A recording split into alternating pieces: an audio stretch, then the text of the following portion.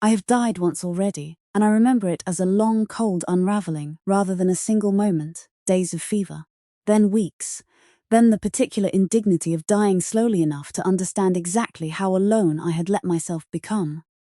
Your Highness, this pulse, it indicates triplets. Physician Josu Elorza says the words in the same trembling, forehead to the floor voice I remember from my first life, and the whole of what comes after crashes into me at once. Complete and merciless, the way a wave takes a swimmer who thought she still had her footing. I remember carrying that same news like a gift the first time, certain that a husband who had never once looked at me the way he looked at his ledgers or his hunting hounds would surely soften at the word triplets.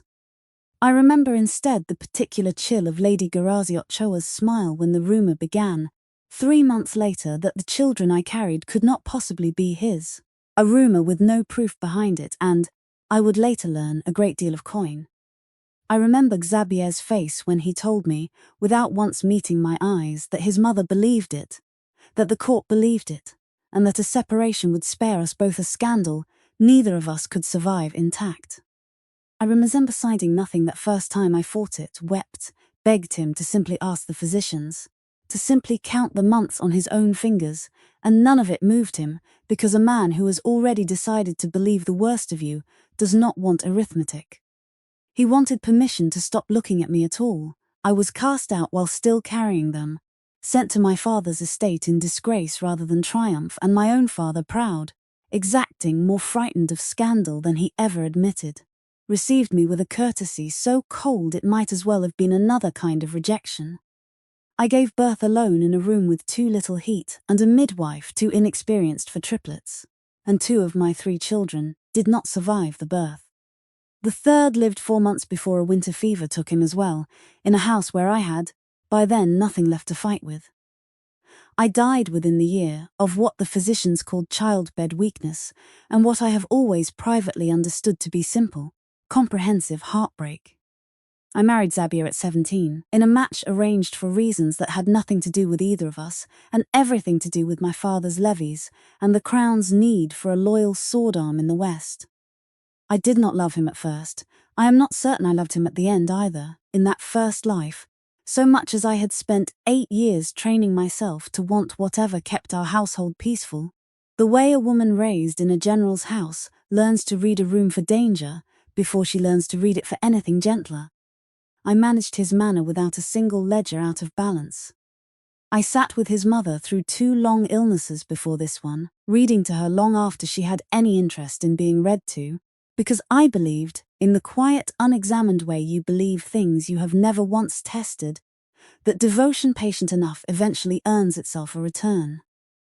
It never once occurred to me, until I was dying of the lack of it, that a man might simply not love you no matter how flawlessly you ran his household, and that no quantity of usefulness has ever once been the same transaction as being wanted.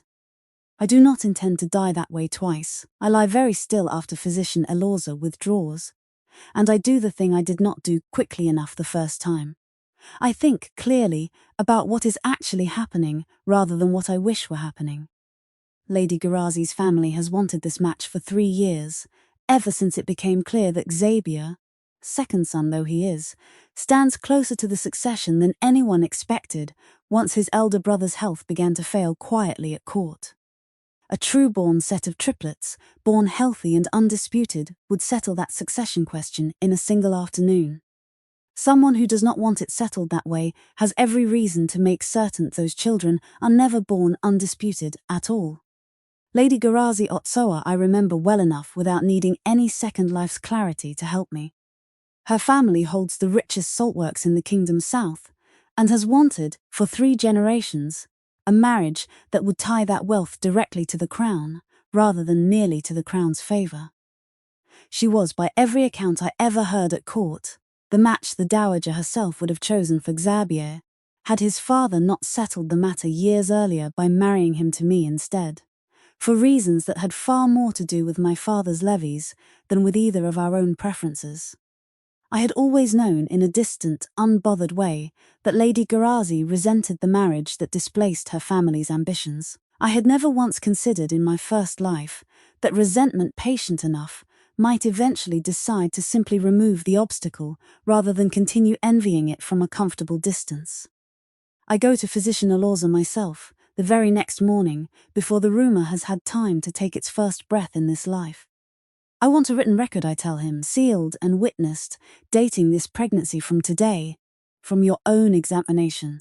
Not for my husband.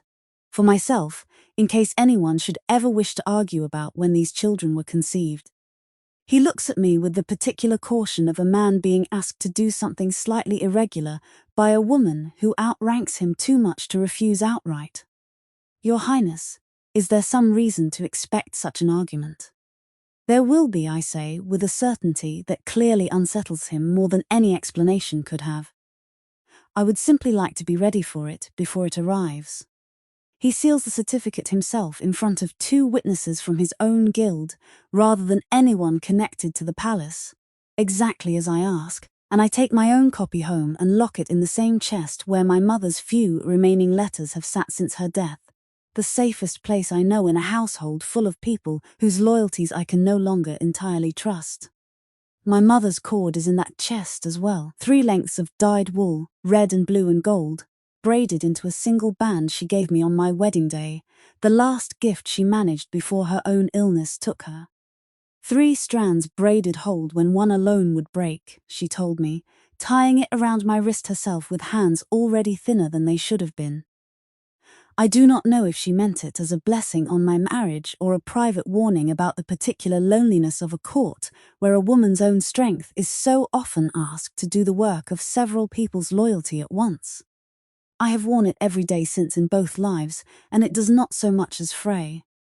The rumor begins exactly when I expect it to, 3 months into the pregnancy, whispered first among the palace's lesser servants and then, with suspicious speed, among the wives of minor courtiers, who have no obvious reason to care about my private affairs at all. It takes only a week for it to reach Dowager Princess Nerea, Xabier's mother, who has never, in 8 years of marriage, looked at me with anything warmer than careful tolerance, and who receives the rumor, I am quietly told by one of her own maids, with far less surprise than a loving mother-in-law ought to feel on hearing her son's wife accused of infidelity.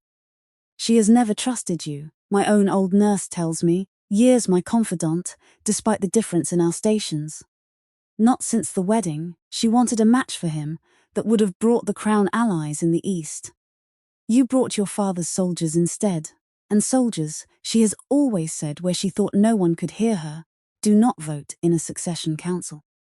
I remember, now that I am looking for it, 100 small unkindnesses I once excused as simply the dowager's manner, a compliment to my dress that always managed to mention how much better the fabric would have suited a woman with a more delicate bearing, a habit of addressing her letters to Xabi alone, even on matters that concerned our whole household, a way of speaking of the Eastern match that might have been at family dinners, as though it were merely wistful nostalgia, rather than an ongoing grievance.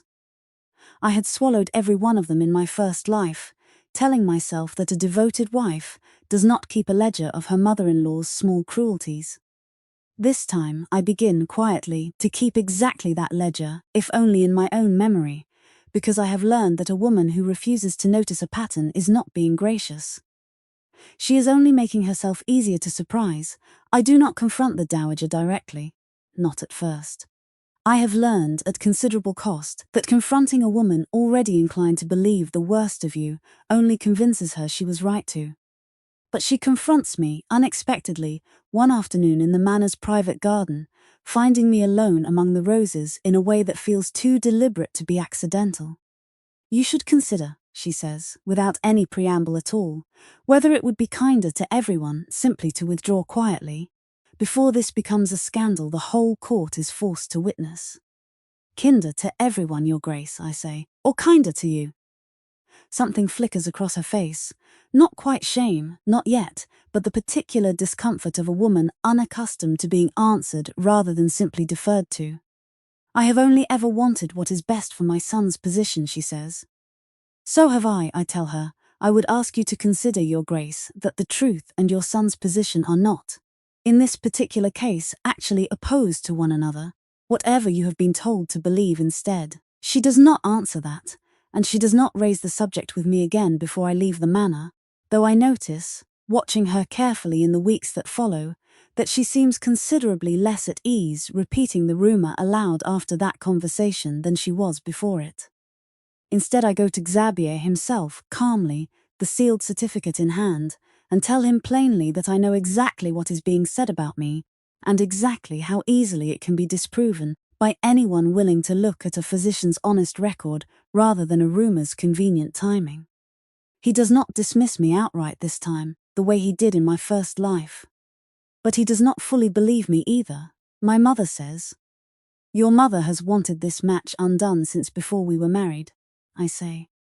"I understand why you might not wish to hear that plainly, Xavier, but it does not make it less true. I am not asking you to choose between us today. I am only asking you to hold this certificate until you are ready to look at it honestly, rather than deciding anything before then."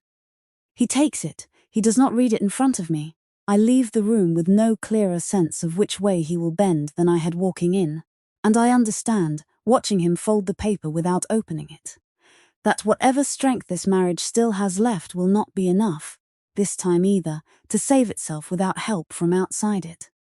The rumor surfaces publicly for the first time at the spring banquet marking the king's own birth anniversary, a gathering too large and too formal for anyone to raise it outright, and so instead it moves the way such things always move in rooms like that, in the careful angle of a glance, in a conversation that stops a half-beat too abruptly when I draw near, in the particular over-politeness of women who have decided already what they believe and are simply waiting for propriety's sake before they say so aloud. I stand through the whole evening at Xavier's side, my hand steady on his arm, 5 months pregnant, and entirely unwilling to give the room the satisfaction of watching me flinch. It is, I think afterward, one of the harder performances of my whole life, in either version of it. Not the investigation, not even the leaving, but simply standing upright through an evening of polite cruelty and giving no one the visible proof they were straining so hard to find. Xavier says almost nothing to me on the ride home, and I do not press him, because I have learned that a man working something through in silence is not necessarily a man who has already decided against you, whatever the silence feels like from the outside. That help, when it finally comes, does not come from my husband. It comes from Payoff. I learn his name from Steward Enico, who has kept our own household's accounts long enough to recognize, when he hears a particular pattern of gossip moving through the capital's markets, that it has the shape of a paid campaign rather than an organic rumor. There's a broker who works the Western Market Squares, Enico tells me, who's known for exactly this kind of work, not lies invented from nothing, Your Highness, but true-sounding lies, planted with someone's coin behind them and left to grow on their own afterward. I've had dealings with men like him before, settling debts for your father. If someone paid to start this, he's the sort who would know. Finding Payoff takes the better part of a month. Enico works the Western Market Squares patiently, buying small favors and smaller silences, following a trail of second-hand rumor about a broker who knows things and prices them fairly, until a fish seller's wife, owed a debt of her own kindness from years before, finally points him towards a narrow shopfront that sells nothing but appears, somehow never to be empty of customers. Twice in that month, Enico notices the same unfamiliar rider loitering near our own gate longer than any honest errand would require, and twice he changes his route to the market rather than risk being followed there, a caution that costs us time we can ill afford, but that I insist upon regardless, because I remember from my first life exactly how quickly a threat can turn into a certainty once someone realizes they are being watched in return. And convincing him to talk costs considerably more than the coin Enico eventually pays him. It costs, in the end, a promise that his own modest debts to a moneylender near the Western Gate will be quietly settled in exchange for the truth. A promise I keep exactly as given, because a bargain kept honestly, I have found, buys far more loyalty in the long run than any amount of coercion. A lady's steward came to me directly, Payoff admits, once the arrangement is settled, with coin enough to make it worth my trouble, and instructions to see that a particular story reached certain ears at court within the month. I didn't ask whose lady, it's better business not to. He hesitates, then adds, with the air of a man deciding that honesty, having gotten him this far, may as well go the rest of the way. The steward wore Oxoa colours under his cloak. I noticed because it's rare for a house that grand to bother hiding the fact at all. Otsoa, Lady Garazi's own family name, I do not yet have proof strong enough to bring before the Crown. I have a physician's certificate proving what could not have happened, and a rumour broker's word about who paid for the story that says it did anyway. Enough, perhaps, to raise a doubt, but not yet enough to settle one in front of a court already primed to believe the worst. It is at this point, 6 months into the pregnancy, that Xabier finally moves against me anyway, not out of cruelty this time so much as exhaustion, his mother's pressure, the court's whispering, and his own evident inability to simply stand still and wait for proof, rather than acting to end the discomfort of uncertainty. He comes to me with a settlement already drawn up, a sum of gold and a separation agreement, and tells me, in a voice that will not quite meet mine, that it would be better for both of us, and for the children if I withdrew from court, until the matter settles itself one way or another. I could fight him. In my first life I did fight him, and it cost me everything anyway. This time I look at the settlement, and at my own certificate already safely copied and hidden, and I understand that leaving is not, in fact, the defeat it looks like from the outside.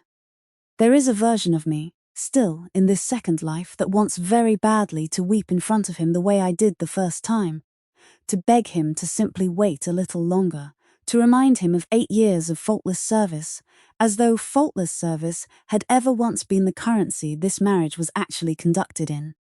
I let that version of myself have exactly one long private moment, alone in my own dressing room, before I go back out to him with a dry face and a steady voice, because I have already learned, at considerable cost, precisely how little that particular currency has ever bought me. I'll sign, I tell him, and watch the surprise cross his face at how readily I say it.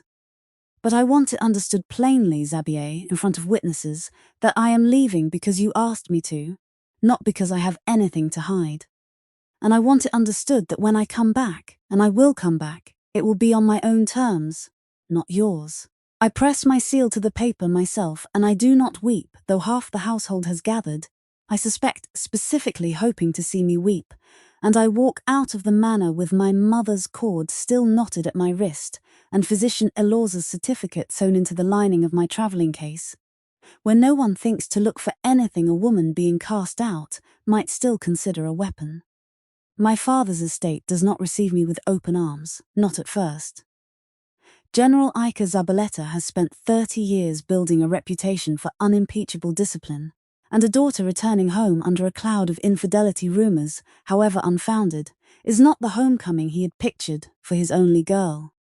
I raised you better than to give a man cause for this, he says, the evening I arrive, and it is, I think, the single cruelest thing he has ever said to me, made crueler still by how plainly he believes it might be kind, an attempt to locate some lesson in my disgrace rather than simply standing beside me in it.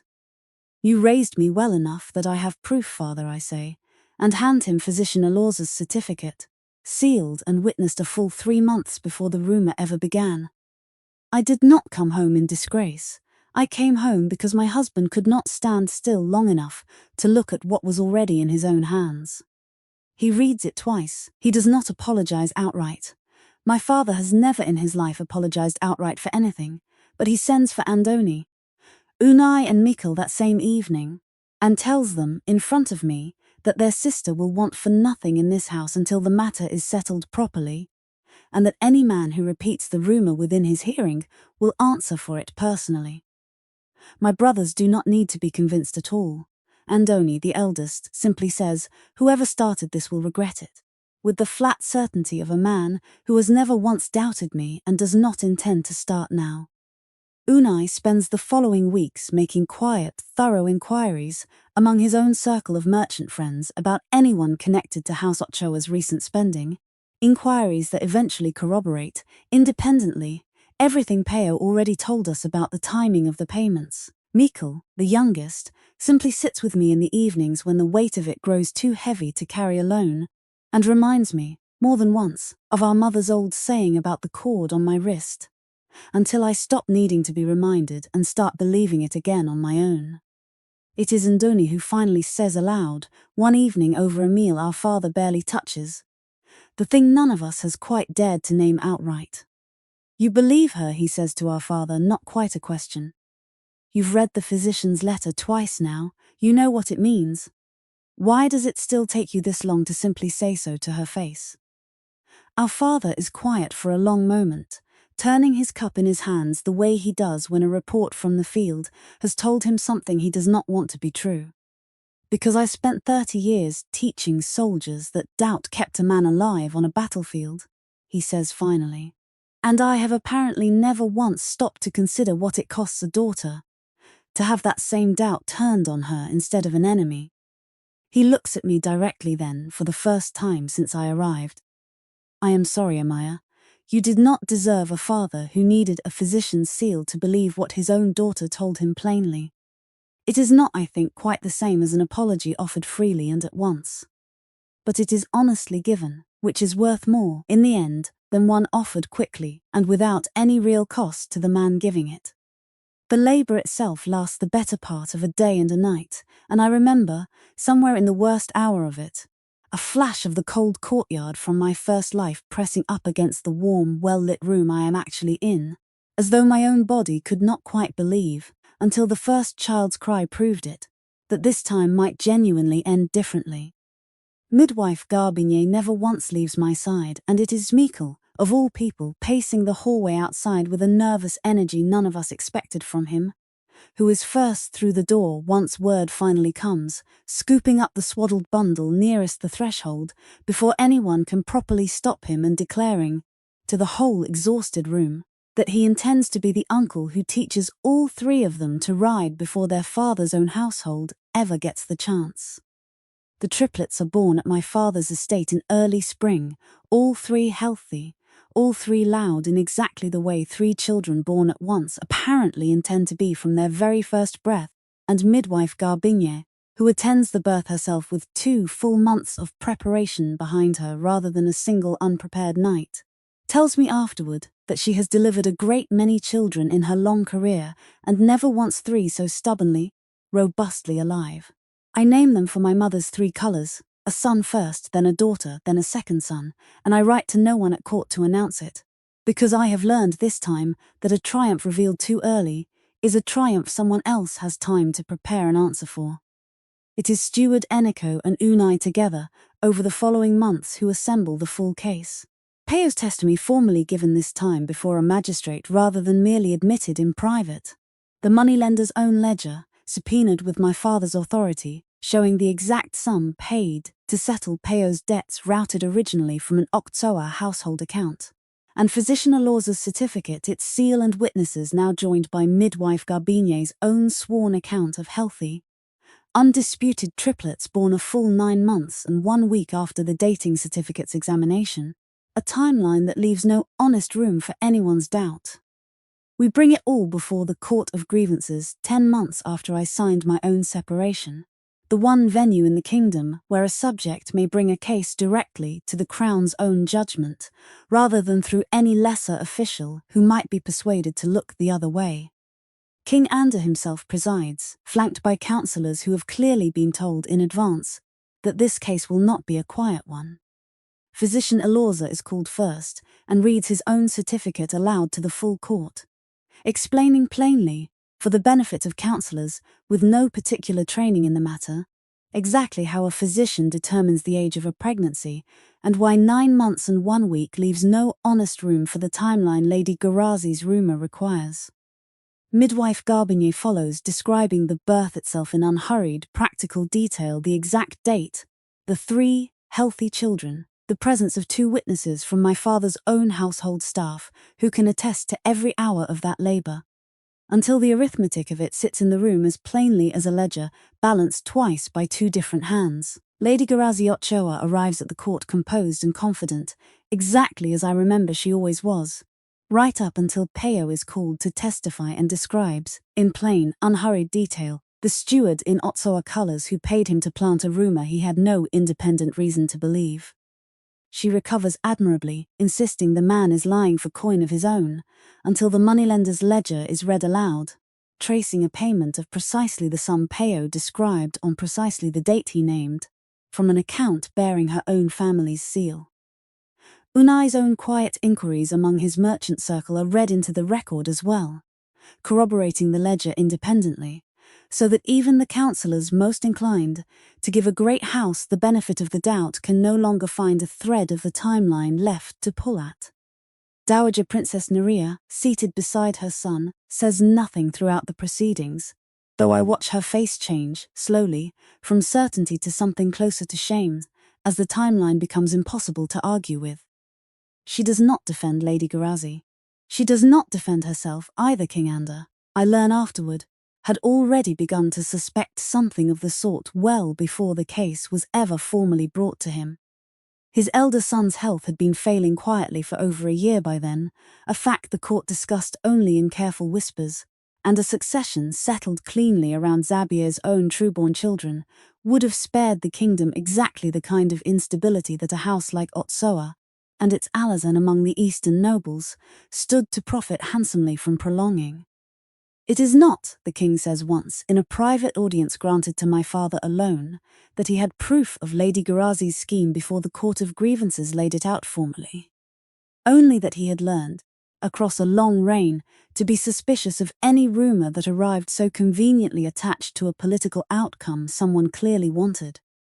Xabier is the one who finally breaks the silence, rising unbidden before the king has even finished weighing his judgment.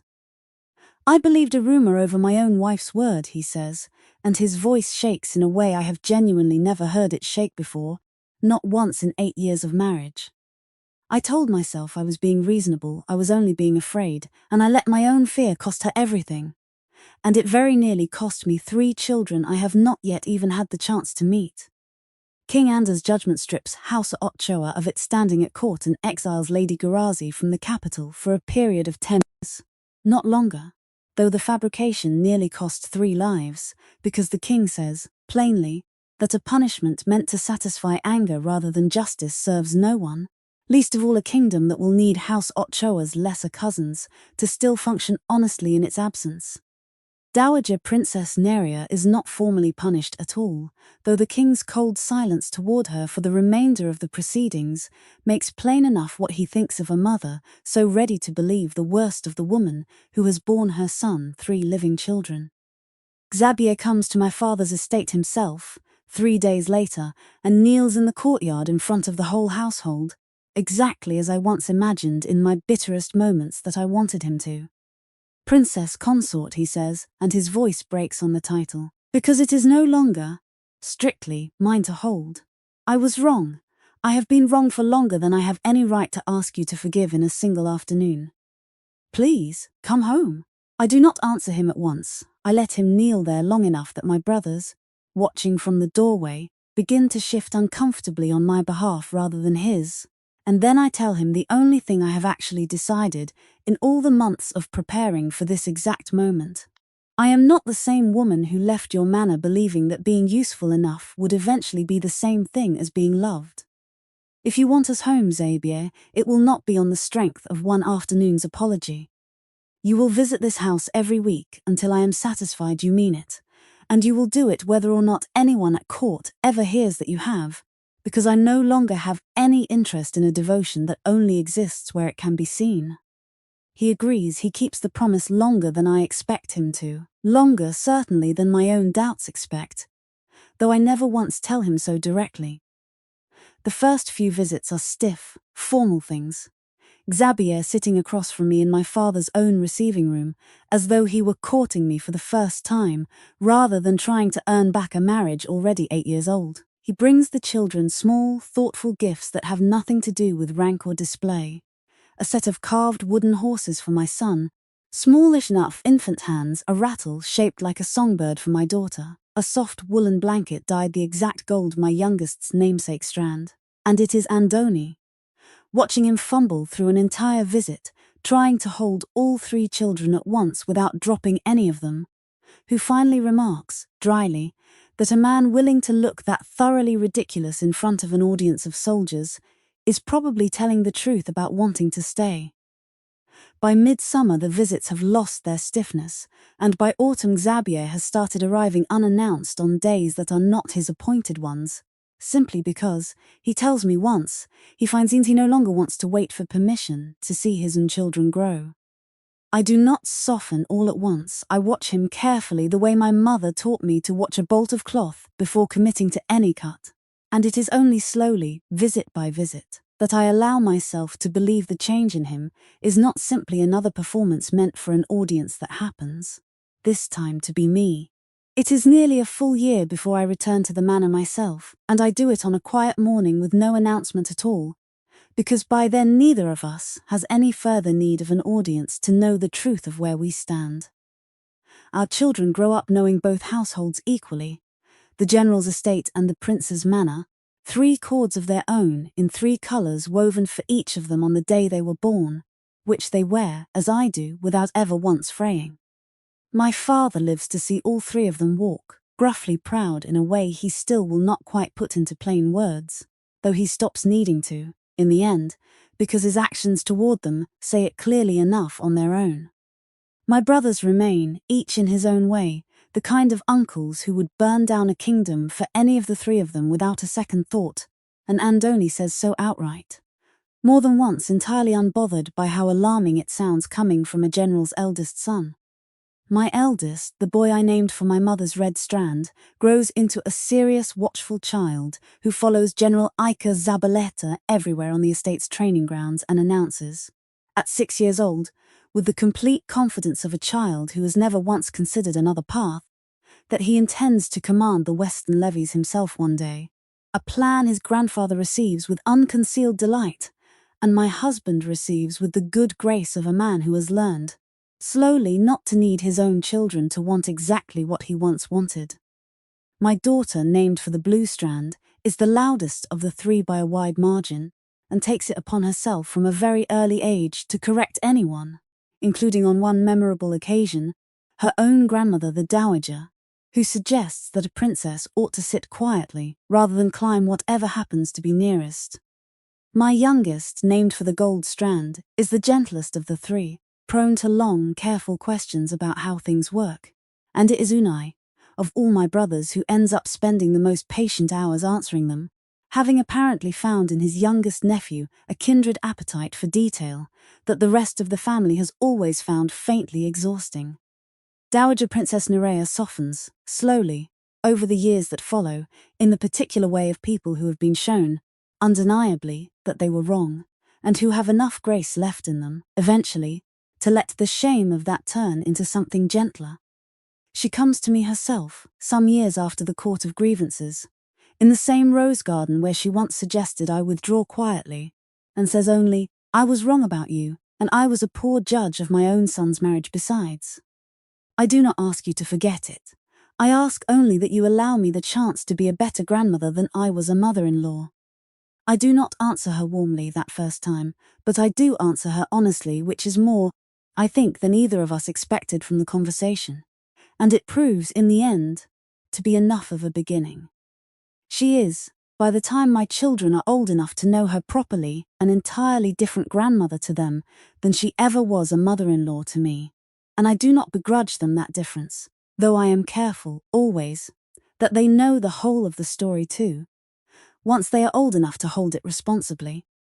Xavier, for his part, never again lets a rumor go unexamined in our household, whatever its source, a habit our children tease him for gently once they are old enough to notice it, and one I have never once discouraged them from teasing him about, because I would rather he wear that particular caution a little too visibly than ever again mistake the absence of proof for the presence of guilt. Every year, on the anniversary of the day I signed that first separation agreement rather than the day I returned to the manor, our whole family gathers at my father's estate instead of the palace, my choice made plainly and never once disputed by Xavier, who understood, eventually, exactly why the estate where I rebuilt myself matters more to me than the manor where I very nearly disappeared. My brothers come with their own wives and children now, Andoni's eldest already old enough to spar, badly, with my own son on the same training grounds where their grandfather once taught us all to sit a horse and hold a sword. Dowager Naria attends every year as well, quieter than she used to be, kinder in ways that took her a decade to earn back honestly, and she sits with my daughter for an hour each visit, teaching her needlework with a patience I do not think she ever once showed me, though I have stopped resenting it, mostly because a woman who has genuinely changed deserves to be judged by who she has become rather than endlessly retried for who she was. I keep my mother's cord on my wrist still, unfrayed after all these years, and I have told my daughter, more than once, that when she is grown it will be hers to braid new strands into for her own children, because that, in the end, is the only lesson our family has ever needed to hand down twice. That 3 strands, braided honestly together, hold far longer than any one of them, however strong, could ever hope to hold alone.